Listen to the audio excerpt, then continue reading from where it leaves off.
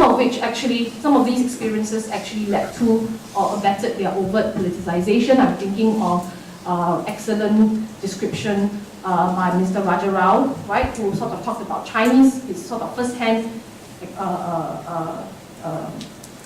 witnessing of Chinese communities being forcibly resettled into new villages in Malaysia. Raja Kumar's description of how he witnessed Dollah Majid being taken away on campus in 1950 and how he felt both pity as well as resentment. And similar descriptions of schools being raided, teachers being led away, friends and classmates being led away by special branch and police, right? Also fairly standard fare in the memoirs of some of these Chinese educated activists, Fong Shui-Suan and Fang Zhongbi. One of my favorite sort of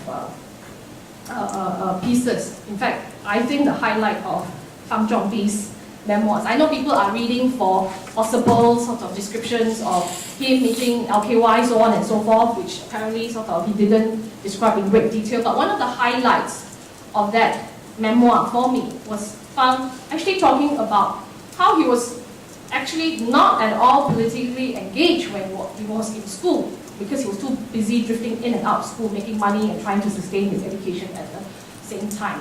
In fact, the critical moment for him came. His conversion to communist or left-wing agenda actually came when special branch officials detained him arbitrarily. And there he was, whittling his time, trying to stay sane in the cell, and sort of recognizing that this is the moment of truth for him. So there you have it, a very strong account of politicization, not because he was inherently politicized, but that his experience of the arbitrary powers of detention, right, under emergency, actually sort of did it for him, right, led to his political awakening. I would end my presentation with short comments on the two pieces by Tan Jin Hui and Dr. Poh. And I would note that actually they read the same documents as some of the British historians, right? In particular, Matthew Jones on Operation Cold Store or Tim Harper. And actually their conclusions and their arguments were pretty similar, right? This sort of description of the closed door, high level, very secretive politicking between the British Tunku government, Lee Kuan Yew and the PAP, right? The systematic elimination of the left wing, right? Those are actually sort of, they make very similar conclusions, with the exception of how, the critical difference is how they evaluated or analyzed the nature of British power. Interestingly, the British historian in particular, I'm thinking more in terms of Matthew Jones, right? I'm more familiar with the article and he talked about Operation Cold Store, so on and so forth.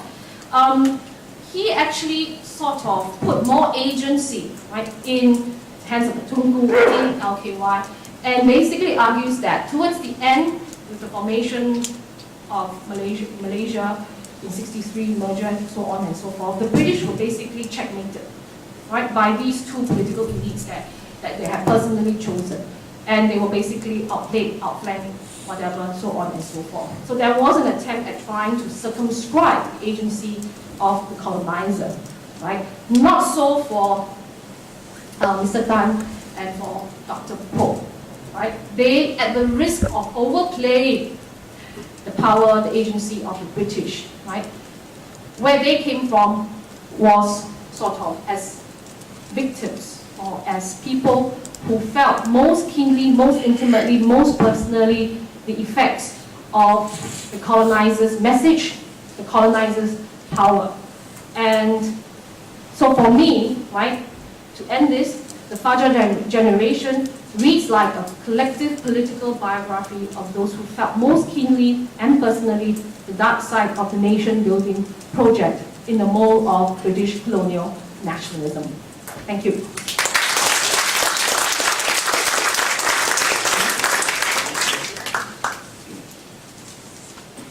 Thank you very much, Siew Min. And I think Siew Min's talk kind of extends and continues from Khairuddin's analysis of these kind of shadows of the British power casting over the anti-colonial movement in the 1950s and 1960s. So it is not simply a case of opposition between colonialism and nationalism, but the relationship is really far more complex. Thank you for the lights. If I may just kind of sum up on the main themes. I think there are four main themes that have been covered by our speakers. One is the need that historians should now, in approaching this period of Singapore history, go beyond binaries and dichotomies, to go beyond black and white, good and evil. The second point is that it is important that while we may focus on certain events, personalities, or movements, it is always important to situate it, locate it in a larger historical context, because things don't happen in a vacuum. And this is important here. If we look at the history of the Socialist Club, then we also understand the scenario, the circumstances on campus and beyond campus, and also the connections between the activism and the educational policy that was implemented by the British government. Thirdly, I think also the speakers have talked about the need for new weapons that historians need to use in trying to look at this period of history again. The need for new concepts, derivative discourse, and British colonial nationalism. New concepts and also new questions to look at this period of history. And I think finally, the challenge for historians in writing this period, especially for Singapore historians, that very much their enterprise is also linked to their position, to their identity. Especially for young Singapore historians, they are not just academics, but they also have other identities and roles in society in Singapore. So this is a challenge that I think young Singaporean historians face, and I agree with Khairuddin that this is one that hopefully they will eventually surmount. Right. We're now open for questions and comments from the floor.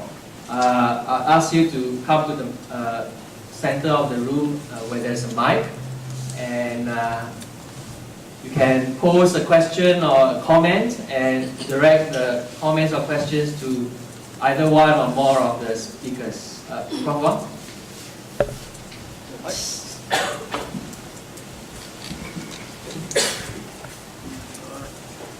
Just I want to say, first of all, how fascinating it was to listen to all three speakers. I think they were just fantastic, and I enjoyed it very much.